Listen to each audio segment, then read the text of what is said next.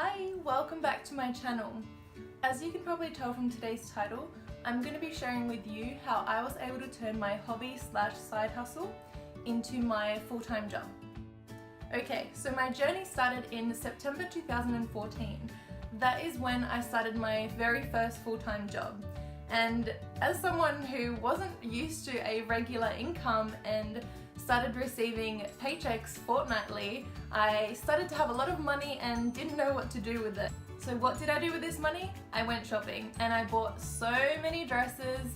I had a lot of events in those earlier years, so I was always buying a new Camilla dress or Zimmermann dress for every occasion, and it got to the point where I think I had about 50 Camilla dresses on its own. Like I mentioned in my previous video, I do have expensive taste. So about 6 months into me working full-time, I decided to hire out some of those dresses.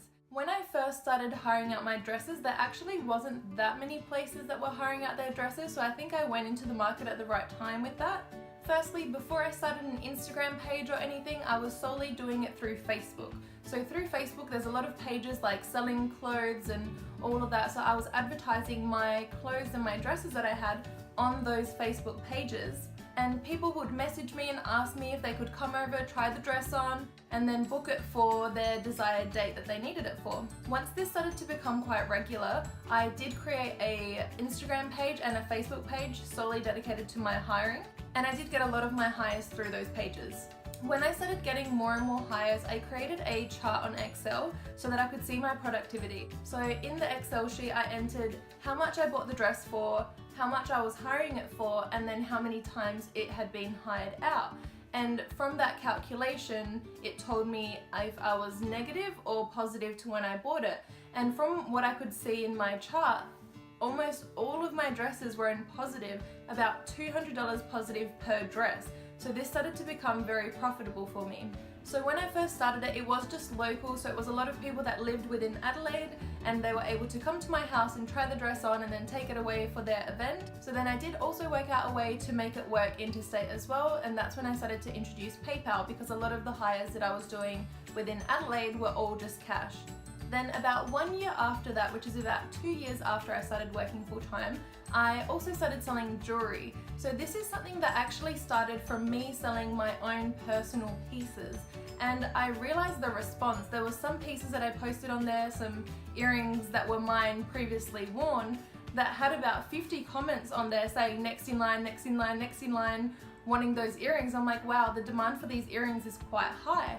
So I started to research, where can I find earrings similar to this that I can sell? So I went online and I was looking for manufacturers, and then I found a couple, and I tested purchasing just a few pairs of earrings, obviously to see if it was reliable and if it was profitable and if people did actually want to buy them as well.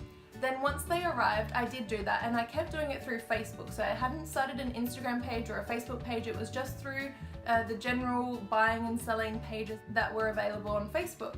Then after I started to realize that this was doing quite well, I started my own Instagram page and Facebook page dedicated to my jewelry. So at this stage I had 3 accounts, my personal one, my hiring one, and my jewelry account. So at the beginning of this, I was quite flexible and in a way a little bit unprofessional, because I was meeting up with people, and if people wanted to come to my house to pick them up, that would be fine, or if I would drop them to their house. And then I started to realize, now that I've got a page, I need to make this a little bit more professional. So when people started to contact me and ask me if something was available, I would ask for their address, and then I would send them an invoice through PayPal and get them to pay it through that. Once I had received the payment, then I would ship out the items to them. Obviously that still wasn't the most professional thing to do, but it worked for me at the time. So it was one of the steps that I took to get to where I am now, which just goes to show, when you first start a business, you don't need to go straight out there, get a website, do everything first. Test it out a little bit. So do start selling your items on Facebook. Then in August 2017, I was asked from my work to move to Melbourne. And this is what sort of pushed me to launch my website. And I think it helps customers trust you a little bit more as a brand as well. This was a really exciting step for me, because it's a different feeling when you're talking to someone through DMs on Instagram. You kind of know that the sale is coming, but when you start receiving sales through your website and you're just receiving notifications for them, it's a completely different feeling, because you could just be out for coffee and then you're like, oh, I just received a new sale, like it's really exciting. This is something that motivated me more and more because the more sales I got, the more motivated I was to do better and get more sales as well. And then this is when I started to realize that this is what I could be doing. I could be doing this full time. If I keep putting in more and more hours into this, I could be really pursuing this full time. And about 6 to 9 months into me living in Melbourne, I started making the same amount of money from my jewelry business as I did from my full-time job.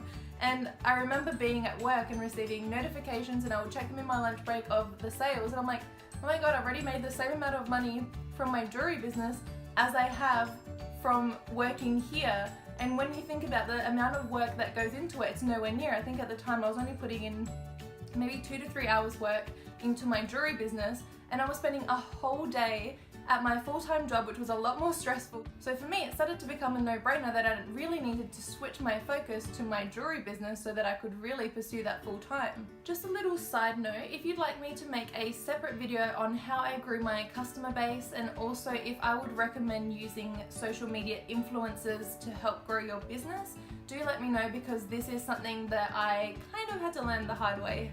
Then in November 2018, I left my full-time job to pursue my online business full-time, and I'm absolutely loving it. So that concludes my journey of how I was able to turn my side hustle / hobby into my full-time job. I hope you've enjoyed watching this video, and I hope you found it helpful. Hope you have a wonderful day from wherever you are, and I'll see you in my next video. Bye!